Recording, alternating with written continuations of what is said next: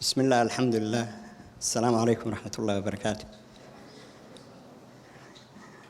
I cannot express how delighted I am to see some old friends and families, and we just spent an hour of just socializing and just catching up with a lot of things. So alhamdulillah, I'm blessed in that sense. Of course, a good introduction was made by Abukar, whom truly I am older than him. It's my brother Abukar. So I'm not going to go over that. I'm just going to go straight to the introducing the book, inshallah, in a different way, because this is the third this kind of event we had, like in Columbus and then Minneapolis and now in Boston. So each time the introduction was different than the other, because there's a lot to talk about Somalia, about the issue at hand, and so forth and so on. So please forgive me, those of you who are not English speakers, because tomorrow there's another event that's entirely on Somali, inshallah ta'ala. So, but this, inshallah, will continue in the English, so we can benefit from the short time allotted to me, inshallah. Okay, on every important issue, whether it is Somalia or any other issue for that matter, two things are very important, in my opinion, and many of you would agree. One is the data or the information that one has on that particular topic. How accurate it is, how deficient it is, or how adequate it is. That's one thing that will really dictate your conclusion on anything that you're studying or evaluating or what have you. So in this case, we're talking about Somalia. So the information that one has is not always at the same level. People can differ based on their experience and so forth and so on, or how much they try to engage others who have different perspective than theirs, because we're not always right. We can have a difference of opinion on many things regarding Somalia, and that's healthy as long as we were not fighting over it. You know, I have always used Twitter, which is the only social media that I use. I get people challenging my views left and right all the time, and that's fine. There's nothing wrong with it. You try your best to explain. If they don't understand, you move on, and they have every right to continue. So that's one aspect, is the data or the information or the hukta wuqufka hayo. The second thing is where the person is at that moment. I'll give you an example. I'm standing in front of you right now. If I were to look at this hall, I can describe any individual sitting in front of me fairly, whether he or she, what is that person wearing, and what have you. If I turn my back to you and I bent my head backwards to see who is sitting behind me, my perspective would change. I'll see more of the ceiling than each one of you who's sitting in front of me, right? If I am hanging from the ceiling and dangled and looking at the same room with the same presence, the same number of people and everything, I'll see entirely different. Now I'm in pain. So my perspective is even more polluted in so many different ways. So it's far from the reality. I cannot describe everyone who is in the room fairly at that moment. Now, when we are discussing Somalia, it depends on where the person is at, how much information the person has. Are you the person who is impacted by those events that my brother Abukar eloquently and succinctly told us about it, the stages that we went through? How hurt is the person? You know, Is the person one who is looking for their own benefit, or one that's trying to find a collective solution that's benefit for all? So those things really determine everything. Now, in writing this, and this is a collection of, starts from 2006 all the way to 2022. Yeah. So, and as you know, we went through different stages in that particular period. So many things happened in Somalia, so many controversial things. People were divided, even way after 91 and so forth. Like, the biggest issue was the takeover of the Mahakimta, the Islamic Courts Union, right? It really divided us. We had really different point of views, and sometimes highly contentious point of view. But very seldom were we just sitting and analyzing and comparing notes at a level playing field. Because most of us were not trying to find solutions. Most of us wanted to win an argument. I'm right, you're wrong. And that continues. And it wears so many different hats. It could be at the clan level, it could be at the intellectuals and all of these other names and titles, or like Ahmed, you name it. I mean, there are so many categories, and that's why it's plural. The broken camel bells, not bell. Because each of those leadership failed. Let's be frank. We failed in so many different ways. But failure is not permanent status unless people chose to make it that way. See, to fail is not a problem. As long as you understood that you should learn from that experience, and you should come up with a better solution, and you should move forward.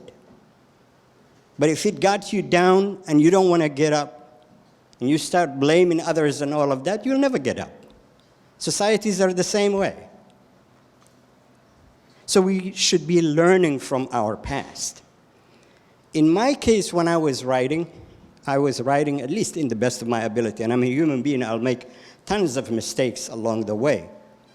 And I have in the past, and I'll continue to making, because that's what life is about. You learn from your mistakes. The only people that don't make mistakes are those who don't try. As long as you're trying something, you will make mistakes. So in those broken camel bells, we did not have people like what my brother Abukar was talking about when he was describing youth who started with who were beneficiaries of the program, now being the leaders. Good teachers and good leaders are said, not those who try to create someone who is as good as them, but to cultivate someone who is much better than them. Much better than them. So you would not flatline. So a good leader who is dealing with that current circumstances, if he only creates people who are at his level or her level and not better than him, that's flatlining. Flatlining is not good. You may not get it right away, but in due course you will understand that that means death. Because the situations will change. How do you know that the people that you just taught them to be just as good as you are not going to be facing challenges that are more difficult than the ones that you have faced? How do you know that? So always you aspire to create ones that are better than you. And that sense of giving is what sense of community is all about. In the Somali case, people did not, or at least most of us, did not understand the importance of speaking for the rights of your brother so your rights can be protected. Any injustice committed against him, if you're standing for that, you don't need to speak for yourself or for your clan. Others would do that for you. Others would do that for you. And that basic concept is totally amiss in our society. So what I started doing is just writing stuff that I thought going and traveling the road that was least traveled. because everybody else knew how to argue against one another and just, call each other names and tell you how bad the other guys are and how good we are. And I was the one who would probably say, just show me a person who thinks another human being, save the prophets and the messengers who are sent by God, Allah, any other human being that they think they're always right, and I'll show you someone who has no clue. Either an idiot or just a follower or just someone who is muta'assib, a victim of asabiyya, which is what we really do very well. Blind emotional belief that really causes one to commit even self-destruction without them knowing. And it could come in the form of clan, it could come in the form of personalities, this guy against that guy, was Hassan better than Farmajo, this, that, We know, we're familiar with those things. And then you ask the individuals and you say, name one thing or list for me in quality of what each one had performed, and then let's compare that. Or go to any discussion area and see if people are discussing issues or principles or, They're rarely discussing that. It's always about something that's emotional based. So from 2006, it was a time when the West, and this for you, remember, Brother Abdul Qadir said we can push back against some of these ideas, right? So whatever people thought that it was just too wild or too, anti-Western or this or that, turned out to be always the right thing. I hate to say this, but even the book, it mentions that many of these arguments that were really totally foreign, or at least outside of our discussion, did come true, And as human beings, as people who are living in the West, who see a lot of the benefits that we have gained, who said that if you're getting benefits, you should not be critical? Who said that? You can be critical to improve, not to destroy. So a lot of the things that were happening at the time, I took a different stance on it. Some of you who read already noticed what I'm talking about. What were the issues? Of course, people were divided on those who supported. I'm going to start with the 2006 as a starting point, and then I'm going to go just a few minutes, and then we'll leave the rest for question and answers, inshallah. So people were divided.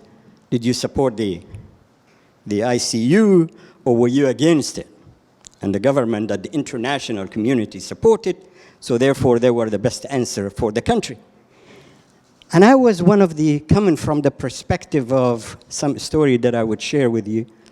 While I was working in D.C., one of the nights I was just walking, strolling in D.C. area, those of you who are familiar, passing in front of the Treasury Department, right outside the gateway or the door, homeless, right? Those of you who've been there know exactly what I'm talking about. You can go to near the White House and in the areas that are really essential in this country, and you will find people who are homeless. Who counts them, who feeds them, who really pours a lot of money on them? Who gives them $1 billion? No politician can just say, can we give the homeless of this country $1 billion to take care of that? You'll never hear that. But you will hear, let's give $1 billion and plus to Somalia to solve the security issue.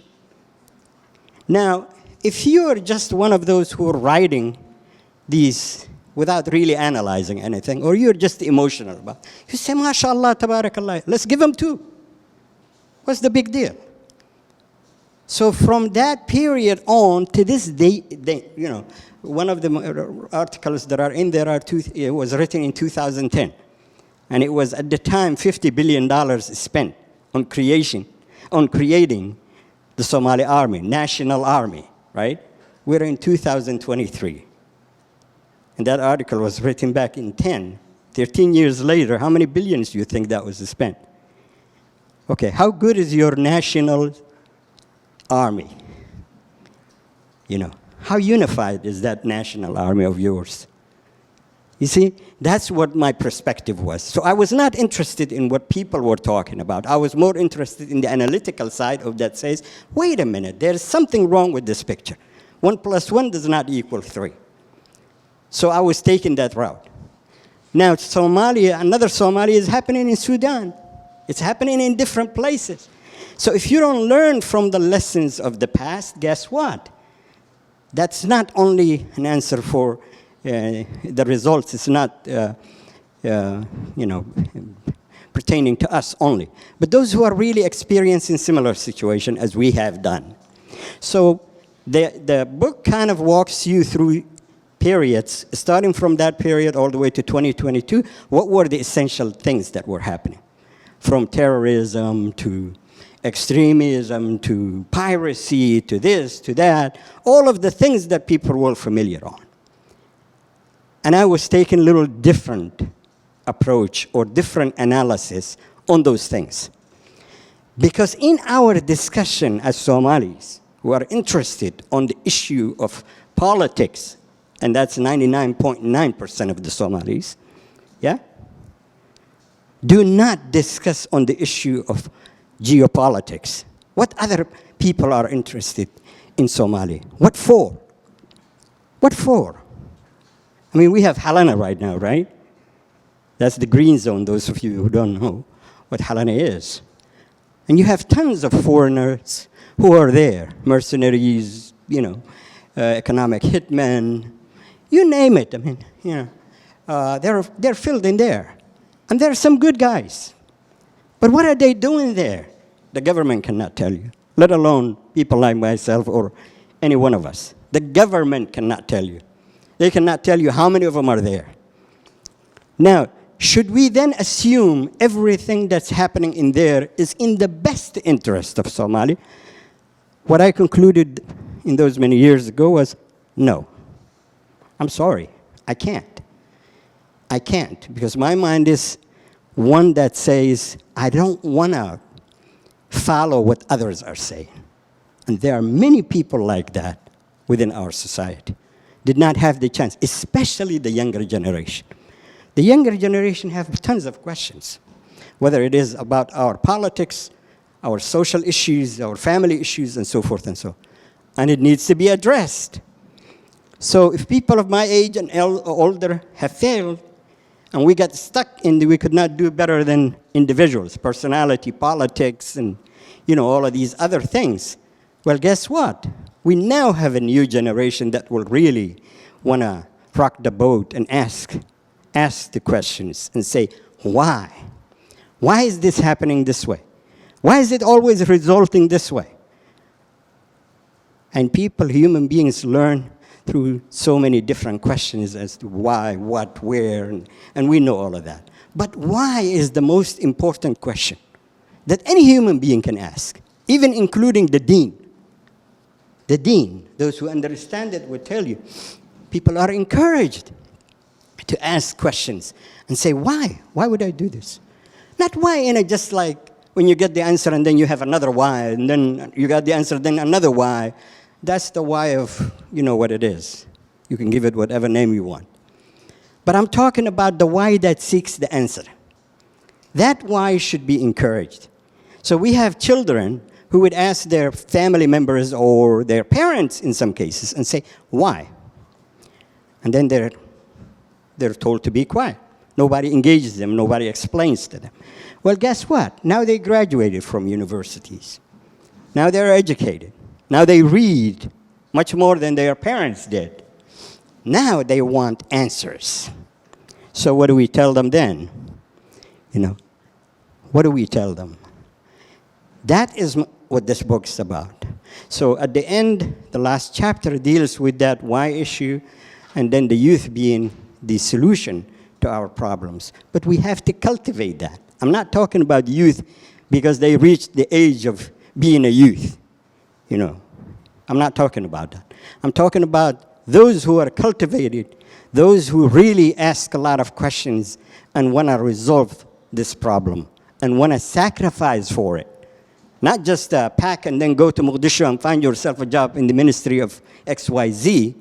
We have plenty of those. Those don't solve any problems. With all due respect, I'm not against for a person to take a career and go to Hama or any place else for that matter, Bosaso, Hargeisa, wherever you want to go. I'm not against it. But I'm not expecting that to be the person who would be solving anything. Because you'll be following the footsteps of those who were corrupted to the core, who are leading you. And you will not dare to criticize them. Why? Because it's in your best interest.